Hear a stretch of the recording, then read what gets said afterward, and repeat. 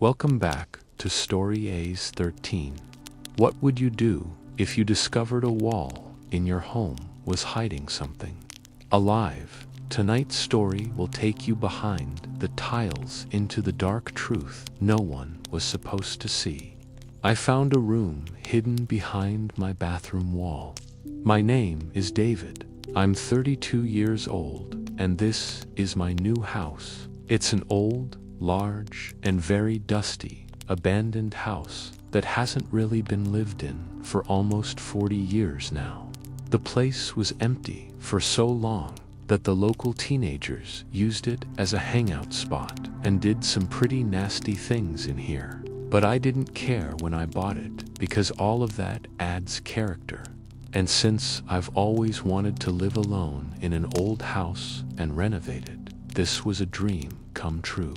So far, I've cleaned out most of the rooms, and they're just waiting for me to add some personal touches.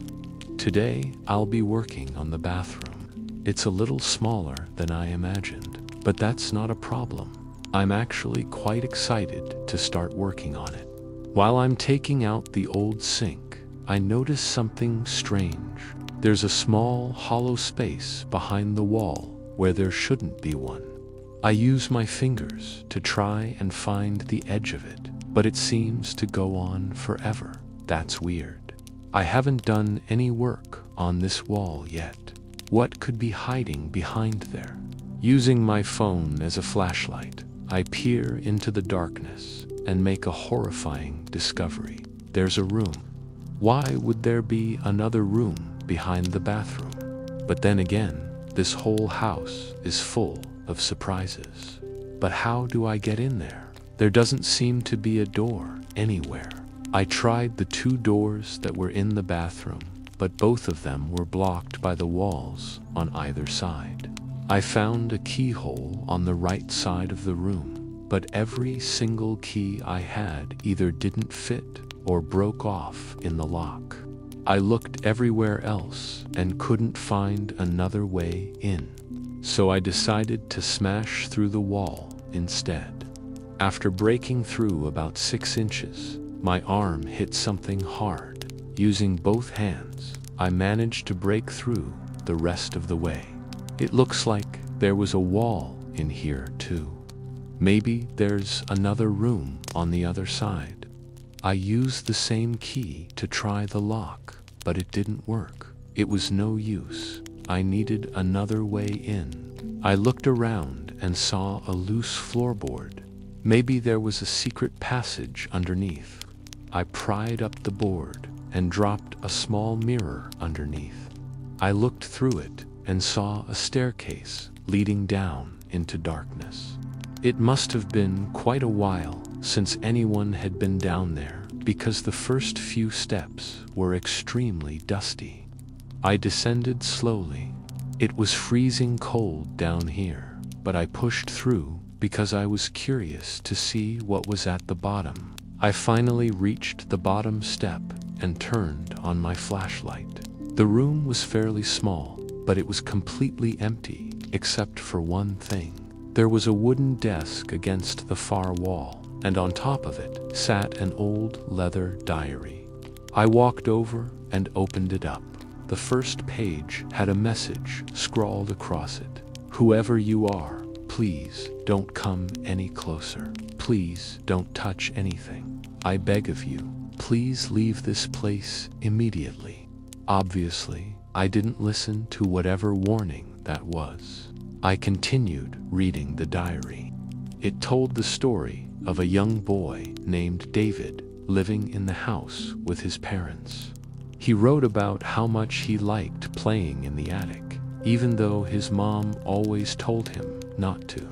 It also spoke of how he liked to hide away in the bathroom sometimes, especially when he was being bullied at school. Then, one day, he wrote about how he built a fort in the bathroom. He hid his favorite teddy bear in the corner, and he made a bed out of blankets and pillows. Then he described how he started to feel unwell, and his parents took him to the doctor. When he got back, he felt even worse, and everything started to spin. He wrote that he crawled into his bathroom fort, and that's the last entry. The next page was blank until you tilted it slightly. Then you could see the words written in small print, January 2024. I read it out loud, January 1973, just 3 days before my birthday.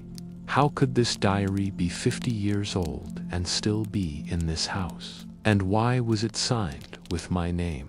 That's when I noticed something weird.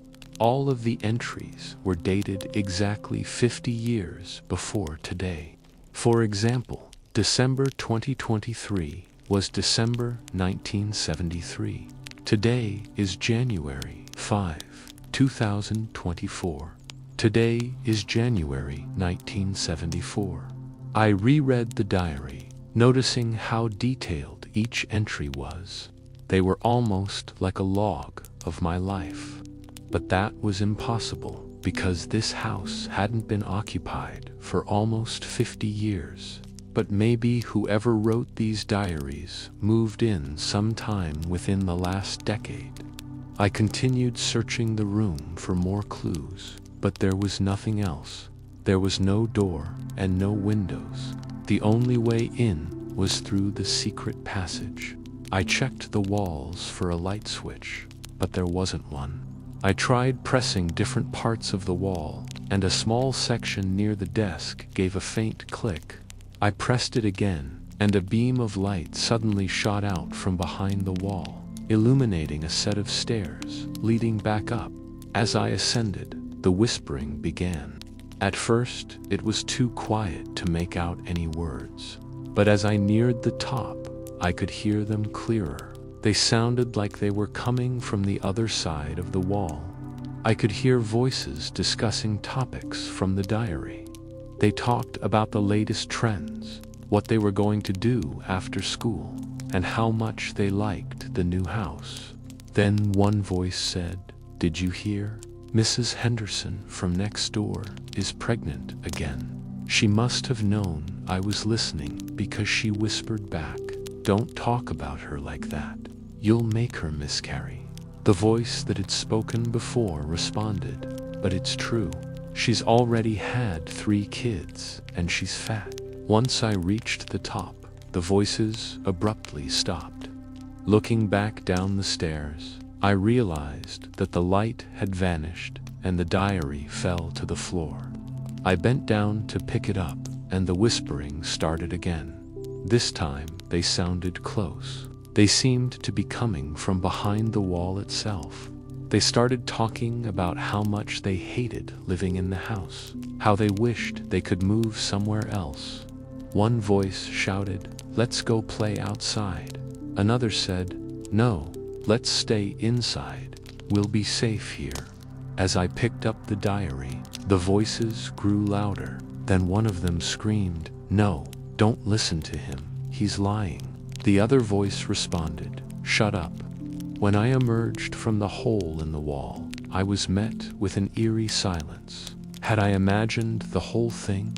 Was I going insane? Either way, I knew I had to get out of there. I quickly left the house and went to the library. I spent hours searching for records about the previous owner of the house, but nothing came up.